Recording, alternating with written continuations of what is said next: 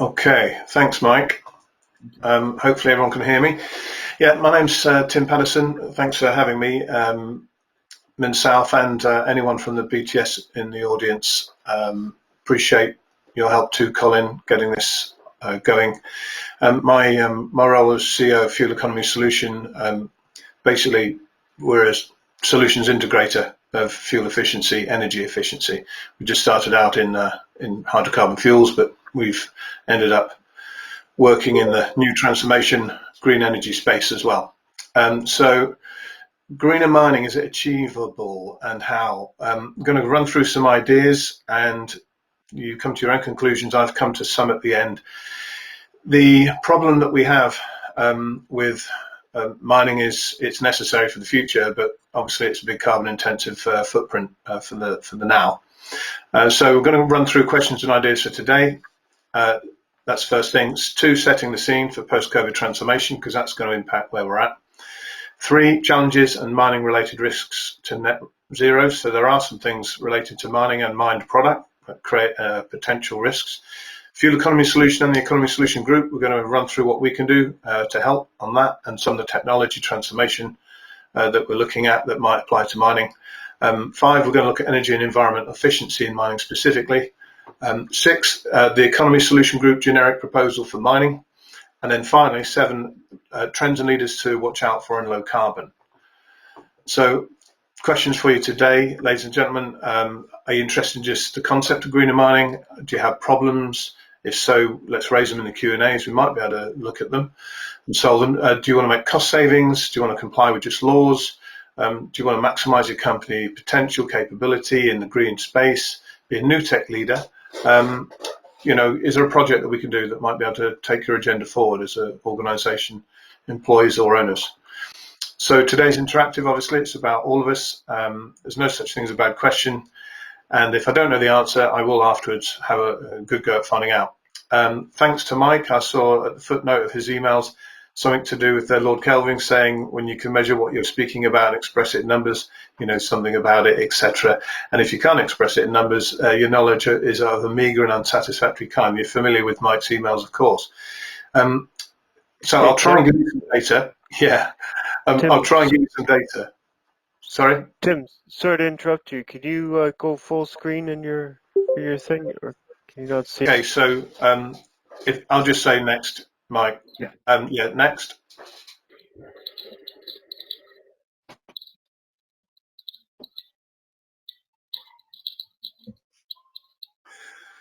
Next. Next. Okay, so what I was just saying before I realized we weren't coming across with the slides is that what you need to measure, if you can't measure it, you can't improve it. So it's very important. What Mike's got at the bottom of his emails is actually, I want to give you data, but you need data from your mining to continuously improve. The IoT, AI, big data, it's obviously going to be important to the green energy and low carbon transition. Next, please, Mike.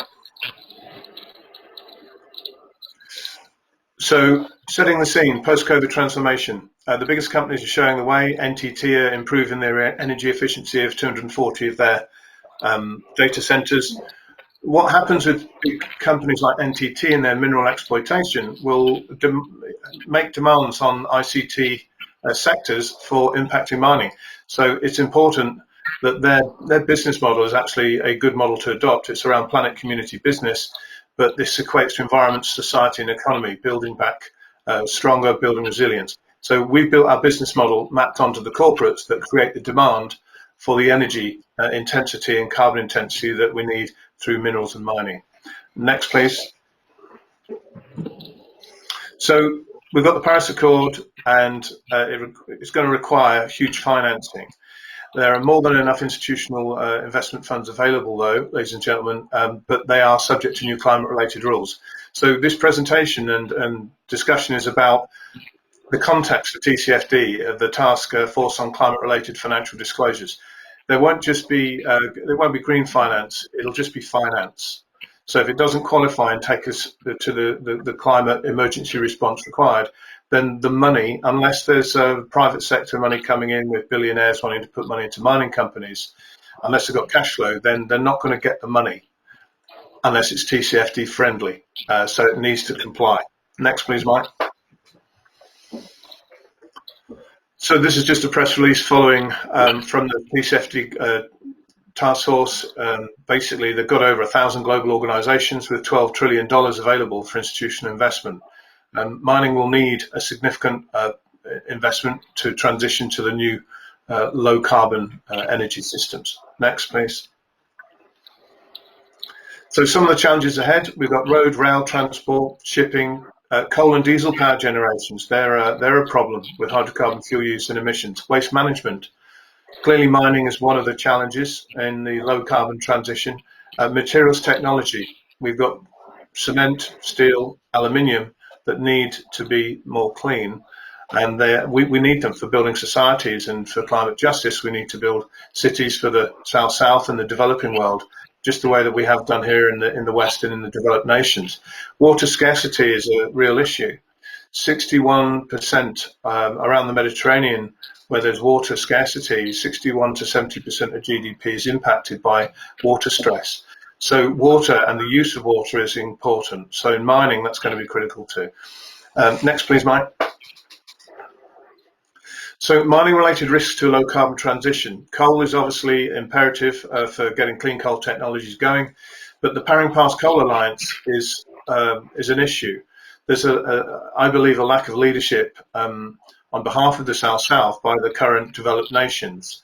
That includes the UK, where the Powering Past Coal Alliance represents just 11% of global population, but 9 of the top 10 coal-based economies that do need to transform, but many don't for energy security and reasons and poverty-related reasons, and they don't transform. They're about 3.8 billion population, so half of the world's people. So we need to create transformation technologies and transition for coal, not just be in a membership group that doesn't use it, that doesn't represent a significant proportion of the world. Energy pathways and market demand, hydrogen, lithium, ion EV, how's that going to work out? We still don't know. Shipping, there's going to be a big demand, but how is shipping going to? The South, Colin, sorry. It's basically the developing nations and the nations that are in the high end of the sulfur fuel using market and suffering from poverties and disease and problems. South America, Africa, the UN South is what it's normally termed as. The problems with shipping is there's such big assets that if they choose to go hydrogen, or they do go hydrogen, then that's going to create a different paradigm for mining as to the demands. If it's hydrogen resonant control electrolysis rather than any other method that could be used, if it's fuel cells, if it's lithium ion EV, it will change the game as far as mining and the demand. There's a lack of 10 to 20 year investment bonds, ladies and gentlemen. So the city financing, the TCFD framework taxonomy is fine, but the transition technologies that take coal-based economies to gas-based or to hydrogen-based or to some interim cleaner coal combustion, for example, these technologies are being de-invested or not being made available, the monies for these technologies. CCS is lacking viability. If you look at the history, look at the Clean Coal Centre at the IEA, they've done a paper of 20 years of investment in CCS. The UK de-invested in Drax by £1 billion. Vattenfall, the German project, closed down. And Boundary Dam was based on enhanced oil recovery. So CO2 recovery was poor. They got liquidated damages in the first stage of the project from the oil company that they agreed to sell the CO2 for. So out of over 20 years, we have just 4 viable projects from 20 major projects, and 3 out of those 4 are for enhanced oil recovery. So that's not really TCFD framework compliant to get money to invest in CCS if it's just going to be perpetuating hydrocarbon fuels. Rare earth and critical minerals, very important. For example, gallium, one of 62 metals in a mobile phone, in a modern smartphone. Gallium is currently extracted from fossil fuel and carbon intensive industrial processes, flue gases, fly ash. If we don't use coal, how do we get the gallium and how much will it cost?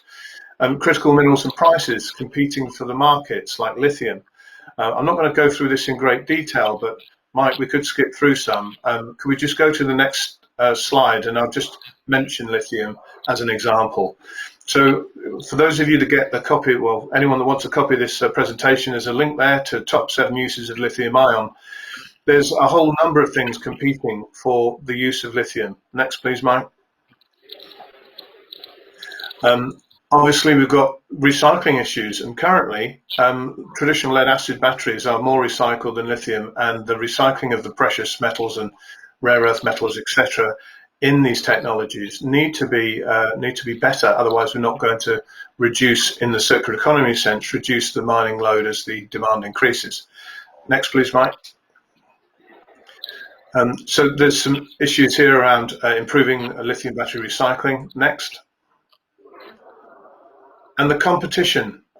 Sorry, this is just a small article about a EV value. There's no second-hand car market with EV at the moment, in my humble opinion, because the battery costs, the replacement costs, are about 40% of the new vehicle. You can see a Nissan Leaf going down from 26 to 7K, according to this article. Major loss in value. Who's going to want to buy a second-hand EV? They're going to have to pay 40% of a new car for the battery.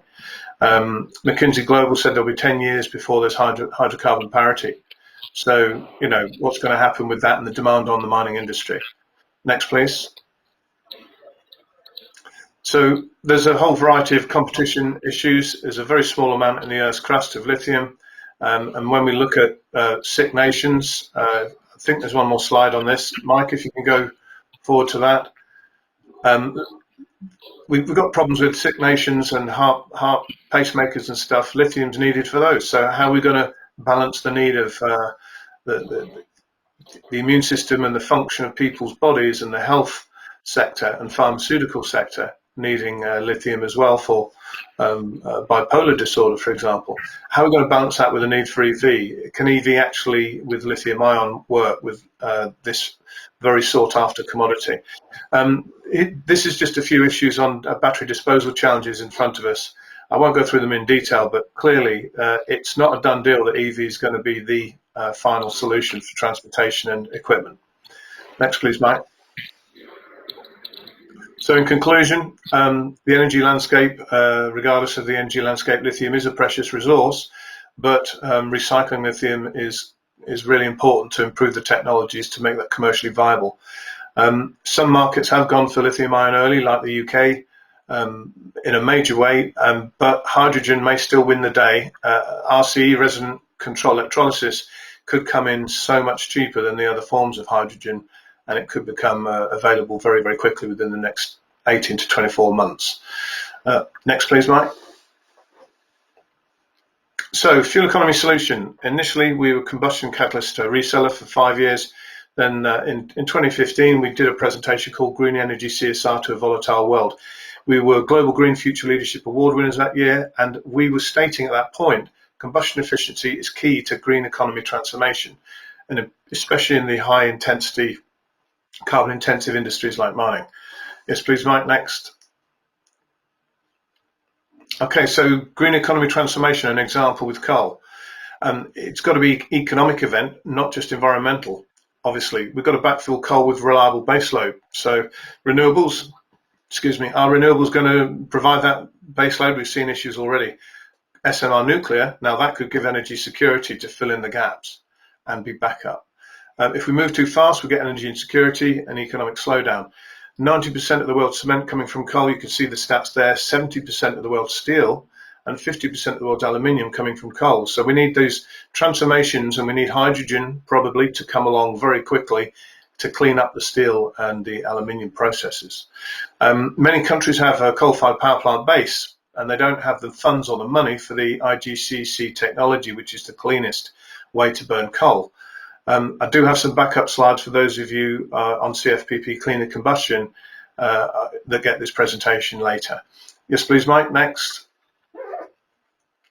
So developing and advanced markets are now converging, Euro 2 up to Euro 5-6. So we're going from 500 ppm sulfur to the less than 10 ppm. Next, please, Mike.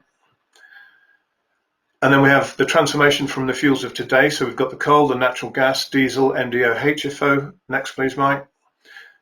And this is to the fuels of tomorrow, improving their use by combustion efficiency. And this is the transformation step. There's not enough investment available for transition technologies. Next, please, Mike. Now, the fuels of tomorrow are biofuels and biodiesels, kelp fuel, Arikatola, Ductor in the North Sea, they've got kelp farms, palm oil. As long as it's sustainably and ethically produced, there are constraints going on between dialogue between governments that produce in their nations palm oil and governments that might want to buy products with palm oil in. Biomass, very important in waste to energy, but also pyrolysis of biomass can lead to biochar, which we can put back in the soils and resustain agriculture. And then CCS, which the jury is out on carbon capture storage. CCUS might be a better option, and the technologies are currently under intense research right now. Next, please, Mike. So combustion efficiency, even with these fuels of tomorrow, biodiesels, etc., and waste to energy when it's thermal combustion, not pyrolysis, which isn't combustion itself, is still critical to the green economy transformation. Next, please, Mike. Next. Okay, so Fuel Economy Solution have an integrated approach. It's multi-sector, multimodal, because society is needing food, it needs minerals for materials. So everything is interlinked. It's an ecosystem. And mining is at the core of that because it produces, then we need the ports, we need the cities, the factories to make things, the farms for the food.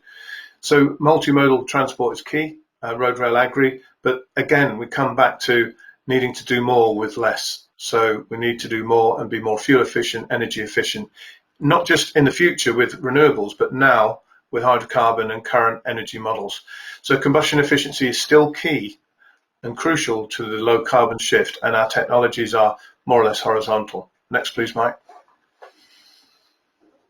So moving on from 2015 to 2016, we won Sustainable Leaders Award. We're part of international advisory councils on energy and water. We were just a fuel efficiency business, but that changed with COVID. We got involved in health related issues, PPE and alcohol-free sanitizer. So we formed Health Economy Solution and Green Economy or Economy Solution as a consultative arm and a home to put a number of different new advanced technologies, which I'll go through today. And we formed the Economy Solution Group as a collaborative. So our common focus is green economy and green energy transformation. And FES is the founder of the Economy Solution Group. Next, please, Mike. So just a few examples of summit declarations. Long and short is, if you look at the summary advice from the condensate or the concentrate of thousands of minds at summit declarations currently, they are forward-looking and they give you an indicator of where the market's going and where technology, research and innovation is required. So this is a summit declaration from the World Renewable Energy Technology Congress in Delhi in 2019. And it's a Third World Water Summit as well. It's a bit too small to read the big detail, but long and short is there's going to be more and more regulation around emissions, around water, around sustainability. So if the mining sector wants to avoid punitive measures, which will then decrease profitability, they really need to take note of some of these declarations. If any of you want a copy of a few of these types of documents, then please feel free. Mike, if you could just go through 3 slides to the signatories. There. Okay, so these are the sorts of co-signatories on declarations, co-authors of declarations like this. Obviously, we're involved, but when you look at sustainability, I'm looking closely at my screen to try and make sure I can see it. And Principal Administrator for New Energy and Technologies, Innovation of Clean Coal. That gentleman is Kyriakis Maniatis. He's head of Unit C2 for the European Union. There are very few people with more knowledge of biofuels, biodiesels, and new clean technologies. You know, these are serious people. When they make advice for you, I highly recommend you take it on board. There's some great experience in the Indian government and ex-ministers on that list as well. But also from the UK, Professor Colin Coulson-Thomas head of the Institute of Management and Services. Very, very switched on and respected leader in these think tanks. Next, please, Mike. So the strength of our team, we have an OpCo business model, third-party network of 63,000 plus employees. So we only focus on customer relationships and building pathways to new energy solutions. Next, please, Mike. This is the OpCo ServCo business model. So we handle customer interface and we deal with creation or observation of a need for a solution. Then we put things together with third parties as well as our own combustion efficiency technology. Next, please, Mike. We work within the SDGs. If you don't, then you won't be able to get your business aligned with the UN Global Compact. And UN Global Compact for mining business is really quite an important branding to demonstrate with your annual yearly statement, your forward-looking view of what you're going to do as well as what you've achieved. It's important for shareholder value to drive confidence in what your brand is and what you're achieving, so that shareholders with this new TCFD framework, that the investment criteria you're meeting. There are some companies that have been expelled from Global Compact and they're looking for reinstatement for good reason, because it's important. So next, please, Mike. So fuel economy solution, when you look at finance, that's the wraparound and the TCFD taxonomy from Mark Carney's team at the UN. But energy and environment and society is really the ecosystem that we work within. That forms the economy solution group target areas. Next. So we're shifting from traditional forms of energy and we're using environmentally friendly sources. We'll talk about those very, very soon. Next, please, Mike. Restoring the Earth's balance of carbon. Currently, we've got experts who have done a new carbon accounting system that may be better than the new net zero targeting, but it's calculating 550 gigatons of carbon deficit in the soils. So we're creating poor nutrition, poor cell structure for humans, poor outcomes on a cellular basis. Next, please, Mike. Improving the biosphere obviously is important, what I've just said, but the low carbon, high resilience food chains, you'll see that over the coming years to come. That will change the need for land and the need for agriculture. So the agrarian food diet will become more important, and that will have an impact on mining and planning permission applications. So remaining aware of this ecosystem that is evolving too for a global transformation to this new world order and post-COVID is critical for mining, especially for new mine license applications and exploration. Next, please, Mike. Okay, so major progression in the state citizen ecosystem for smart cities. Again, this will drive demand for mining metals and materials. This also includes co-management, if you like, of the venture with smart cities and empowerment of the citizens. Next, please, Mike. Behavioural change is needed from society using less brown technologies, walking, cycling, etc. Again, the speed of this changes the demand. If everyone really switches on, and post-COVID they probably will, being healthier will create a greater demand more quickly for what we need to mine out of the ground to sustain this technology revolution. Next, please, Mike. So in summary, decarbonise energy, biosphere restoration, and increase biological resilience. That's what we've learned from COVID, and that's what we're needing with the climate change emergency response. If the mining sector doesn't map onto that, then you're not going to be giving the value that the community, the world community, requires. So the environment is obviously a critical part of that. Next, please, Mike.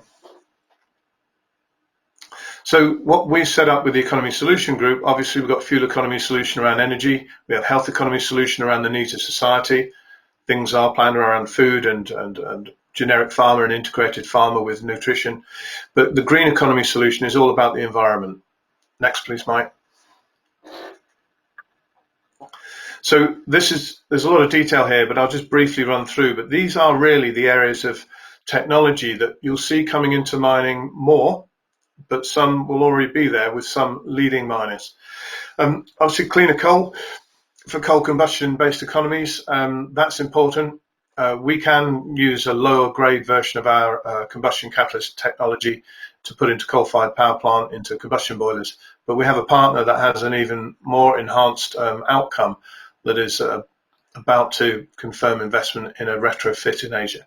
That could lead to potentially up to 40% reduction in emissions and 20% reduction in coal use. That would just wipe out the carbon footprint of some major Western nations in terms of improvement in the global carbon budget.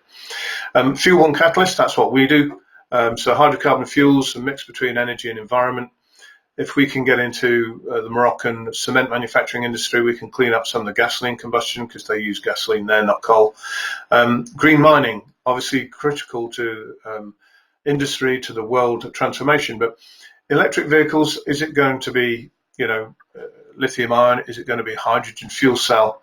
The SMR, small modular reactors, 10 to 360 megawatt nuclear plant. We have a partner in SMR technology. They're going for vendor design review, in Canada.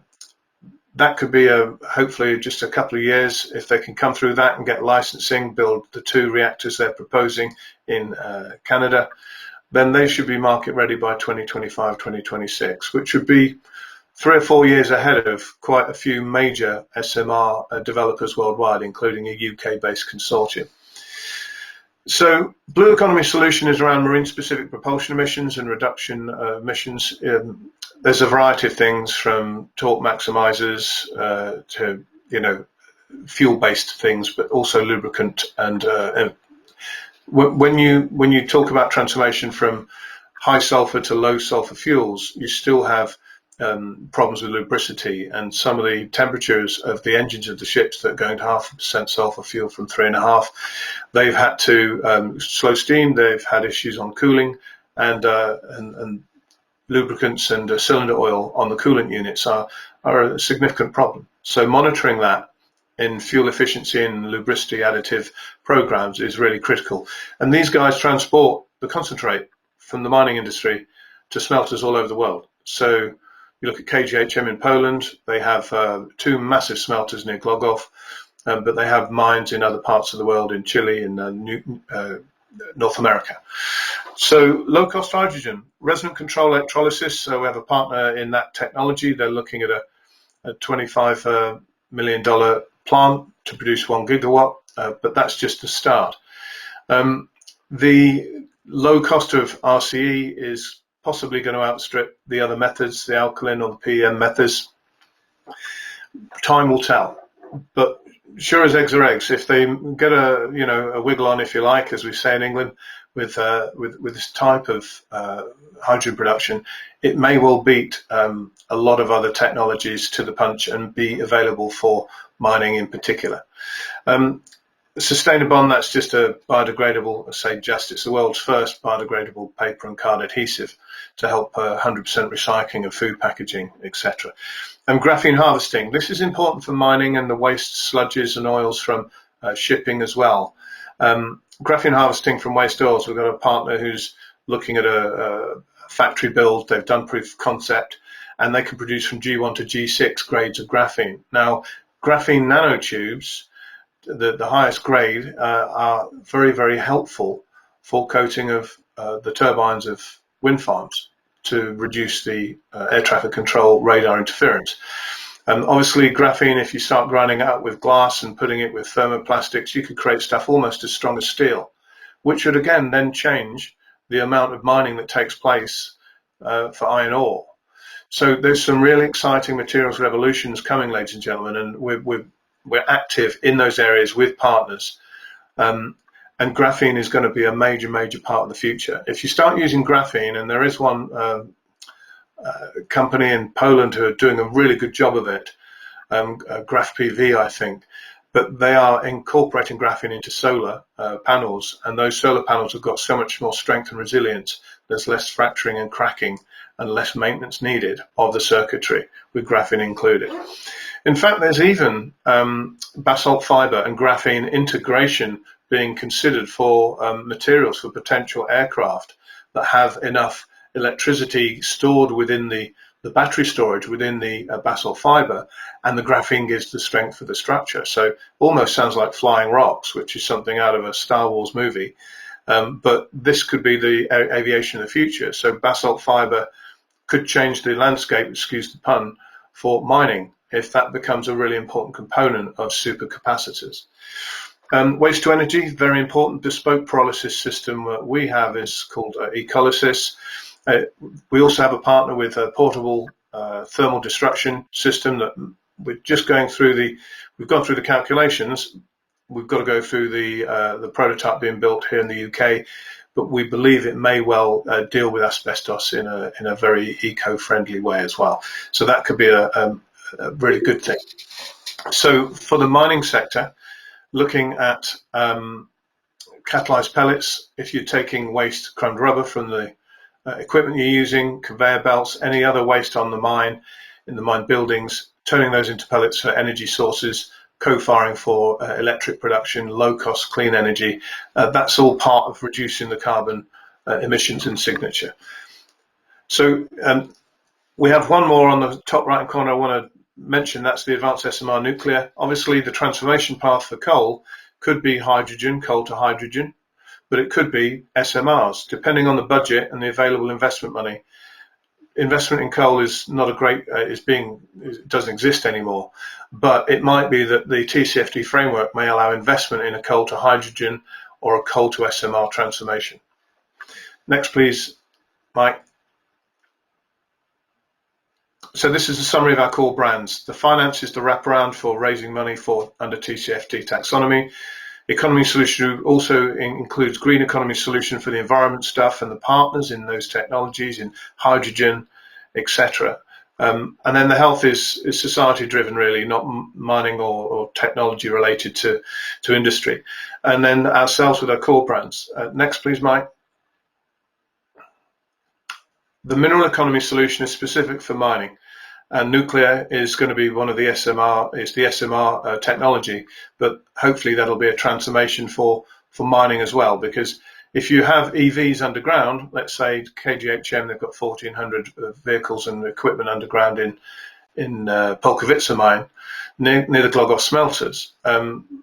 If you have all those under EV and transform those over the next 5 years, an SMR would be a perfect way to recharge those equipment at low cost clean energy.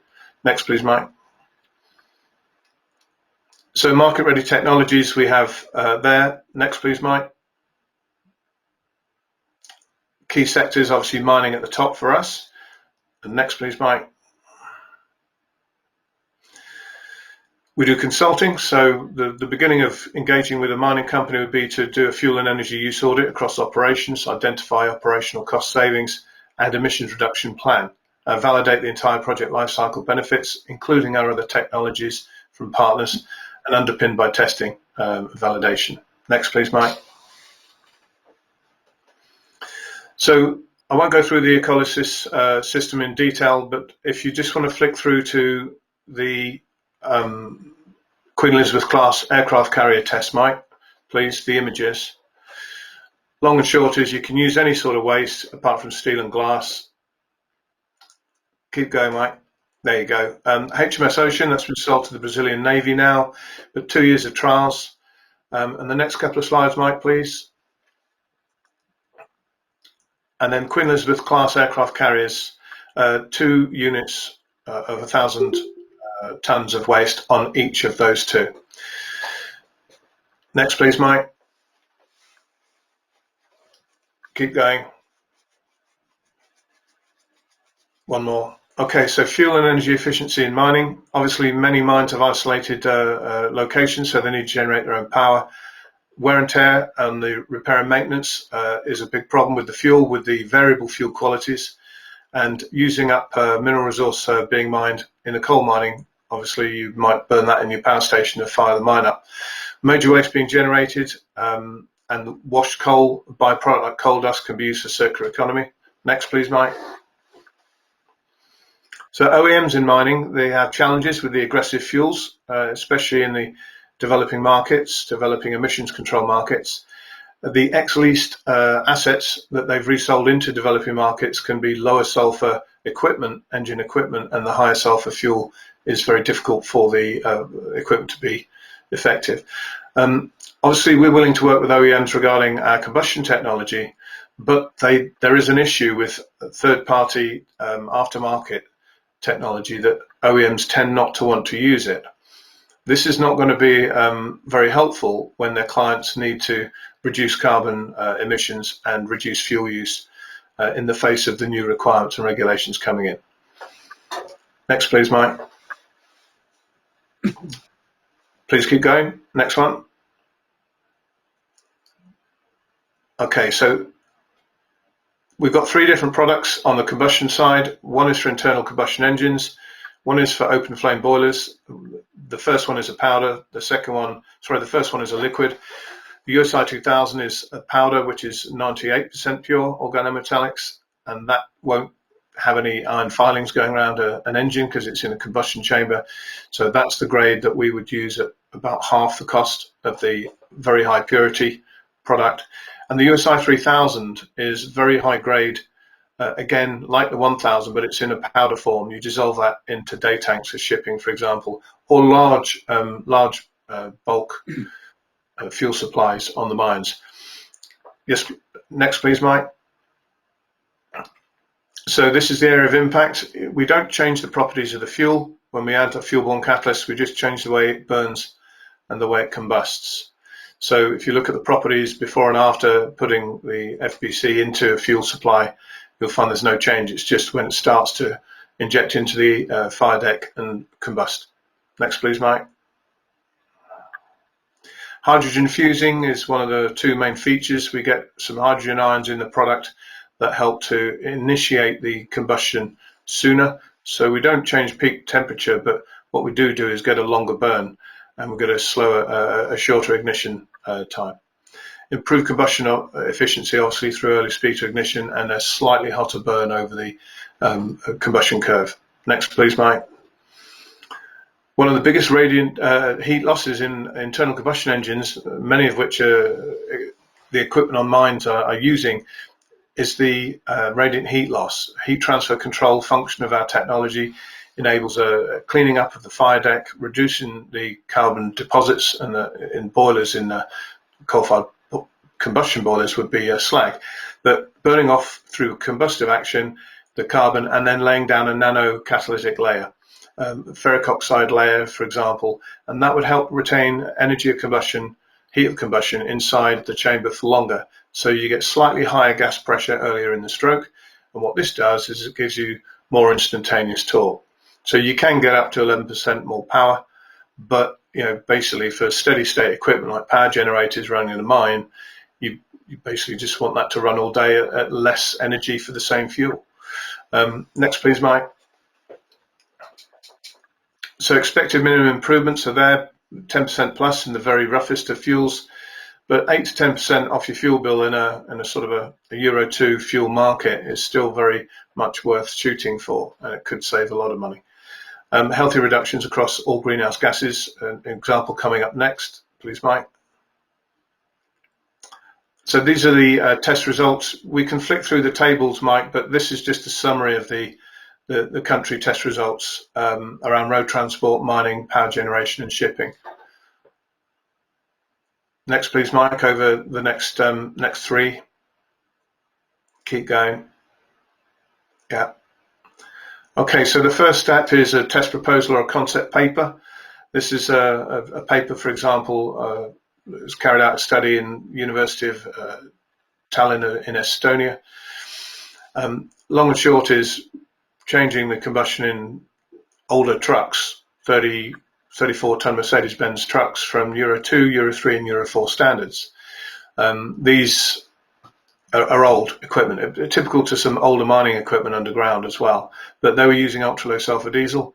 This particular study showed 12 to 16% improvement in fuel efficiency across the three different age of engines, and the emissions were actually compliant for CO and NOx for Euro 6 standards. So that's our sweet spot, like I said earlier in the presentation, about keeping the burn cleaner and keeping the emissions down. So if you just run through the next two slides, Mike. Okay, so environmental efficiency. Next, please, Mike.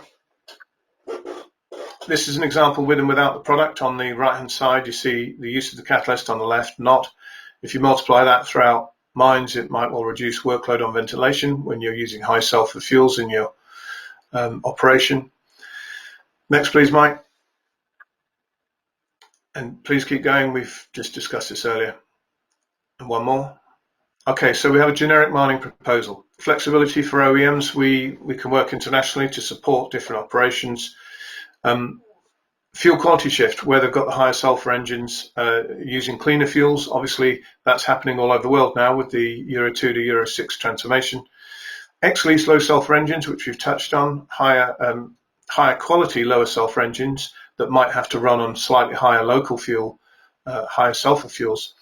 Where OEMs rent equipment, we could help with the repair and maintenance costs for OEMs because we could improve the lubricity and the function of the assets that are being leased, so they come back in better condition. Mining companies can sweat their own assets for longer by keeping the maintenance intervals longer through improved combustion and efficiency. And this will be happening a lot in Asia and Africa for over the next decade or two. Yes, next please, Mike. So suggested business strategy here. I'll skip through these because I want to get to some Q&As and we are running out of time. Next please, Mike. So this is just a proposal to the mining sector, and it's basically what you'd want from a mining operation: offer opportunities to use your resources efficiently, become leaders in sustainable development. Next please, Mike. And again, quite importantly, I won't say most importantly, the UN Global Compact. If you need some evidence to demonstrate to your UN Global Compact reporting, if that's important for your shareholder value, then yeah, that branding, then we can help with that as well. So we can just skip through these gently, but the proposal to mining sector, there's obviously those 6 stages in the mining process. Mike, if we could just skip through them, maybe 5 seconds a slide for the different equipment. So whether it's drilling equipment, whether it's excavation, whether it's conveyor belts, if they're running electric, then what's the power source on top? Okay, so with water management, obviously this is going to be an important part of dealing with the environment issues. And then I'm not saying that we would do underground rail loco testing ahead of on-surface rate rail, but if a company out there that has, okay, that's fine, thanks. If a company out there has underground locos in an established mine that they want to do some testing, then we can work together with a renowned university that has expertise in this. We've had meetings with one in Poland and we'd like to work with them if that's of interest. So proposal to mining new partnerships, hydrogen, the resonant control electrolysis method, and also anaerobic digestion to split the methane off, the hydrogen off from methane. But we think the RC is going to be the big bulk winner for large scale production from literally water, not even pure water, that will be low cost to use. SMR nuclear by 2026, graphene harvesting for the circular economy for use of waste oils on site. 3 directions on waste to energy with the circular economy. I've mentioned those so far. Alternative fuel sources for industrial processes. Obviously, hydrogen is going to be important to clean steel, but if that comes in, that's going to change the coal scene. Thermal destruction with the waste to energy with asbestos, that will be demolition waste management. Probably won't affect mining much, but our own Ecolysis waste to energy system is available for basically all mine waste outside of glass and metal. Okay, Mike, next please. So trends to look out for in the low carbon transition: solid state supercapacitors. So this will include polymer composites using graphene and basalt fibers. Hydrogen production techniques, I've mentioned RCE versus alkaline and PEM methods. The hydrogen lithium battery EV, who's going to win? That will impact mining significantly. Scaling and retrofitting of existing internal combustion engines for hydrogen. We have a partner who's, it's actually the RCE partner. They've got internal combustion engine conversion technology, and that as a retrofit for all existing mining equipment, if they can produce low-cost RC sourced hydrogen, that could be the step forward for the mining sector internationally. Scaling and retrofitting is is a big job, but it's better than investing a whole new billions or trillions of dollars into hydrogen fuel cells. So will deep water shipping move to ultra low sulfur diesel before hydrogen cells? Because that's going to affect the cost of transporting concentrates. Filter bag technology and waste to energy incineration. That's not really related to mining, but it is interesting for post-COVID because the density of waste incineration plants have been linked 95% correlated, in fact, to the COVID infection rates and death rates in America, in Italy, in the UK.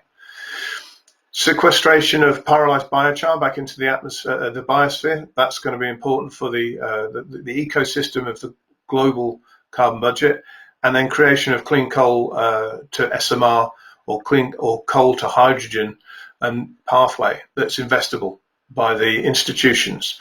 So the TCFD taxonomy will need a path out of coal, and we believe SMR will probably be it, but coal to hydrogen wouldn't be a bad route either.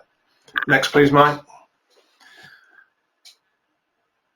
Just a few things here for leaders. I won't go through them in detail. The one thing that I would say is Rotimi Alabi, founder and managing director of RAD Microfluidics.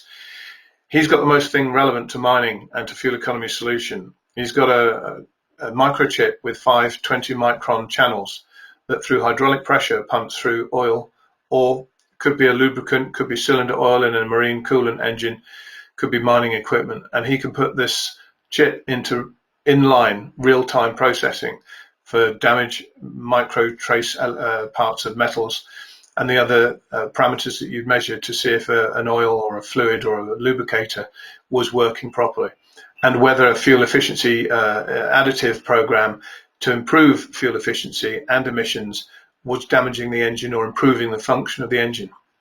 It will increase maintenance intervals if you can know real time rather than send off samples to labs and the expense of sending off and waiting 2 or 3 days for results.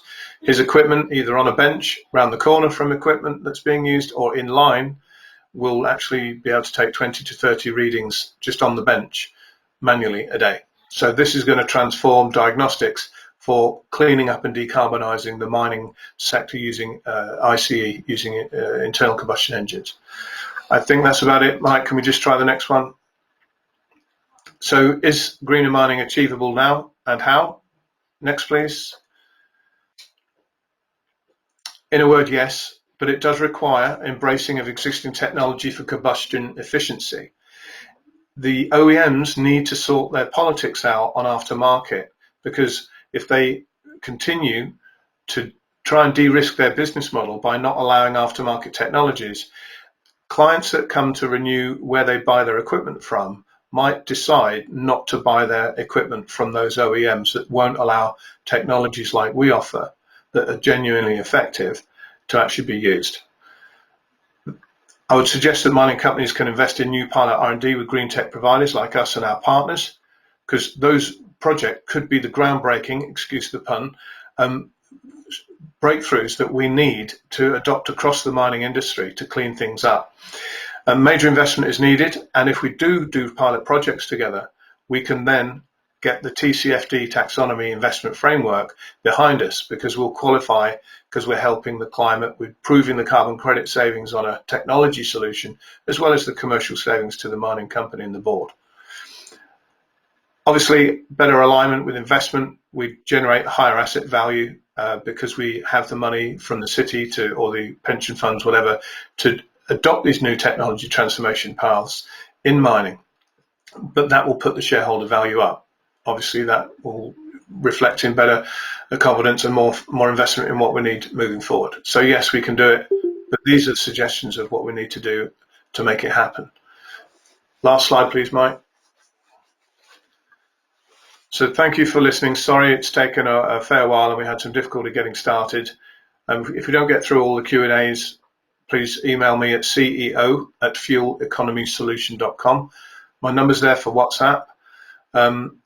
And we've got a variety of lines of business here. If you're generating something or you want to build a hydrogen RCE plant because your mines are established and you want to generate power for your cells, we may be able to buy some of the hydrogen back off you, and that can be an asset, that could be a revenue stream for the mine if you don't need all the hydrogen that you can generate.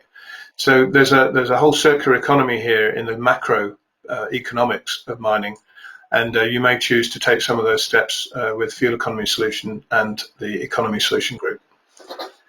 Thanks for that. Bye for now.